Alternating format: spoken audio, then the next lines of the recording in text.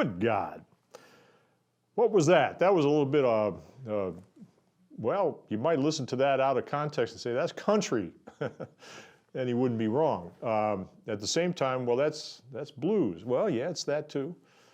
Well, what else is it? It's rockabilly. Rockabilly. Rockabilly was a style that was labeled sort of after it occurred. The guy who gets the credit for launching the rockabilly explosion, which was brief but intense, is none other than our old pal Elvis.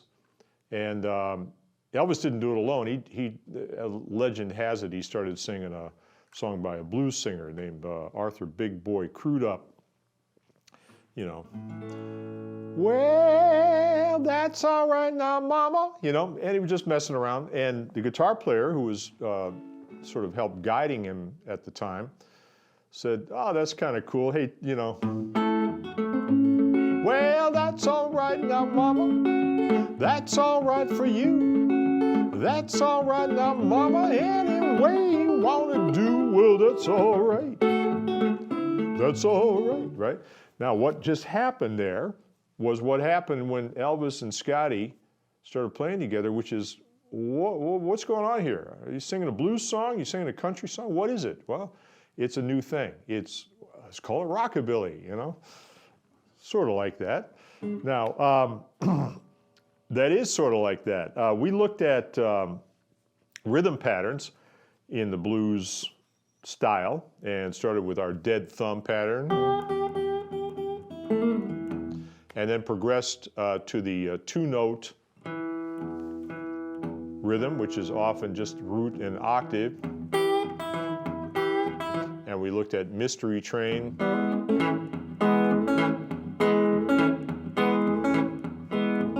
Yeah, by Little Junior Parker. And what Scotty Moore was doing was sort of the next step over from that. It was a style called Travis picking. And Travis picking was popularized by a guy named Merle Travis, who played electric guitar. This is in the 1940s. He played electric guitar, had a very popular radio show in the Midwest. And so he would play his guitar and then he would, you know, sing, and then musical guests would come on and so on and so on. But every week people were being exposed to the sound of his finger picking combined with melodies. So as opposed to the straight up blues sound, which is a very simple bass pattern with a melody over the top, or the octave thing, which is similar, just sort of extending the bass pattern slightly, but still very simple. With Travis picking, you get more of an emphasis on the melody, plus the bass really moves.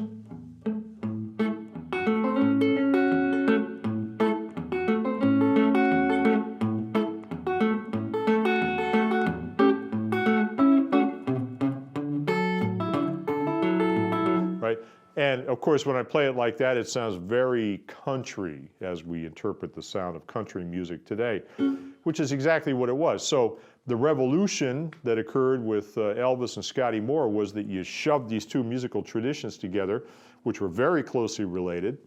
You know, there were plenty of guys, black guys in Memphis playing something that you would recognize as being a lot like Travis picking, and a bunch of white guys in Memphis playing stuff that you would say, man, that sounds a lot like blues, you know?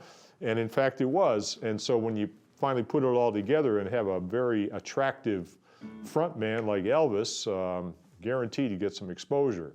So that's the kind of the stylistic essence of rockabilly, is this collision of parallel styles that were already related, but sort of we heightened the relationship there. So Travis picking is it's a whole subject unto itself. Finger pickers will go on about it for quite some time, but for our purposes, all we want to do is sort of build the melody up a little bit. If we go back to the key of E, and I take my two-note bass pattern, I was going like, or,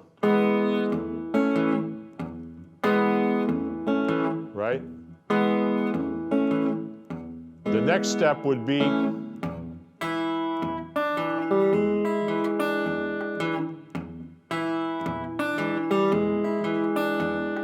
right, where the melody starts to become a little bit more elaborate. Now, we touched on that when we were talking about the finger picking style self-accompaniment before, but we keep taking it in that direction, and pretty soon we get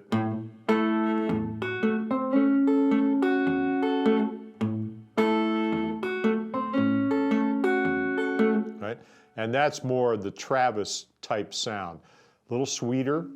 And I've got a 3-note bass pattern there. Now I'm going to show you how to do this stuff.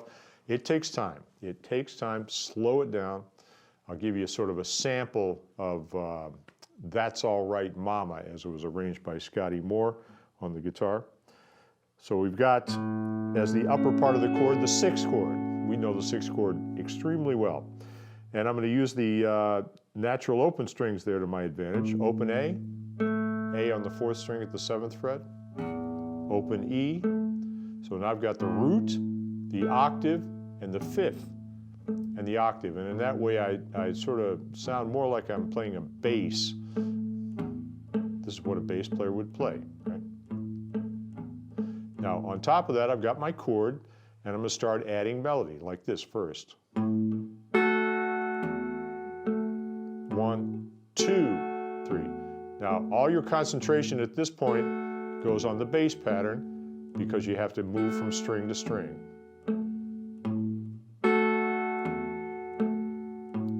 And I just pluck the high notes on the 2nd beat like that.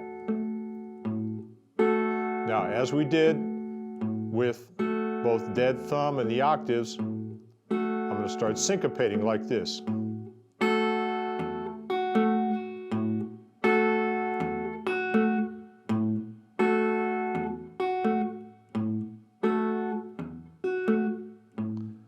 Now, the bass pattern didn't change a bit, and all I did was I went on the downbeat and then on the upbeat. How simple is that? But put them together and it kind of drives you crazy, right? So you have to play it very slowly.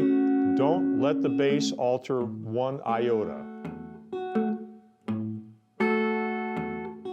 Now, I'm not going to wait till you get this because that's guaranteed to take a while if you've never done it before. So I'll walk you through the technique of it, and then you'll be able to practice it and send me the results so I can check up on you. Here's another variation in the melody. Just keep moving.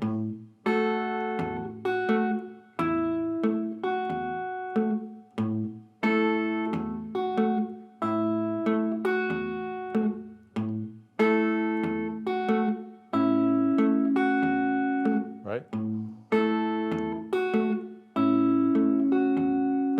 Right? So melody gets a little bit more elaborate, bass stays exactly the same.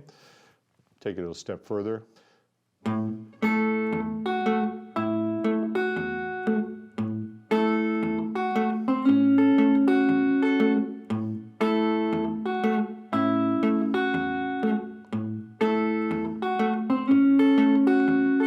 Woo, there's a lot going on in there, you think, but the bass,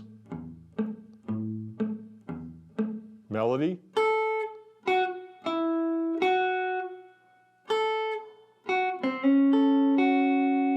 that's not tricky. We could do that, right? Once again, separate the two, no problem. Put them together, go crazy, right? So you got to take that down real slow, but that's an example of the sort of Travis style where the melodies weave around over top of that steady bass pattern, and the result is pretty cool. So there's our A chord. Now for the 4 chord, can go up, down a little bit, use a D9 chord. Now in each case I have to pick out my bass pattern, and in this case I'll play the D on the 5th string, and then the 3rd degree is with my 1st finger on the 4th string, and move that 2nd finger back and forth.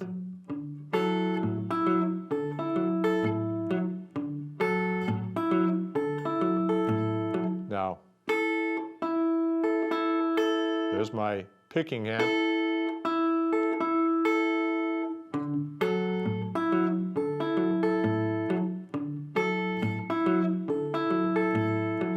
It's the sum of the parts is greater than the individual components, right? Melody's nothing, the bass is nothing, put them together and it sounds like it's all over the place, right? So that's another practice thing. And then 5-chord.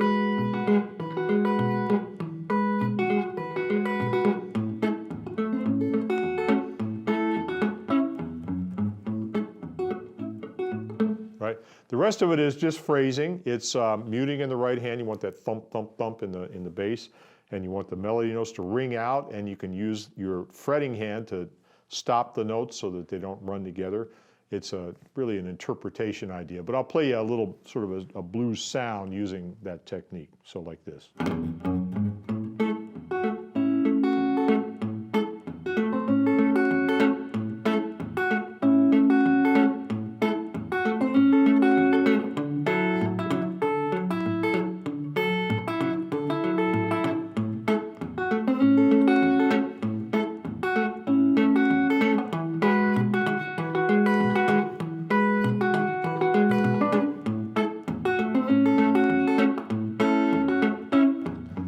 That's all right now, mama, right? Now you got that 2-beat, that is a 2-beat. We've encountered the 2-beat before, usually as a fast tempo in blues, but that's boom, chick, boom, chick. That's the country 2-beat right there. Now, invariably when the solo happens, the band kicks into 4/4. So instead of that kind of loping, relaxed quality, suddenly is, let's go, boys. The tempo's the same, but playing twice as many notes per beat. And that's the classic, what am I saying? The classic jump blues bass pattern. Walking line. No variation from what we've learned. Right? Same pattern there. That's the typical pattern. So you've got components that come from familiar places, but they're being put together in different ways. So from country blues or self-accompanied blues, we borrow the bass idea.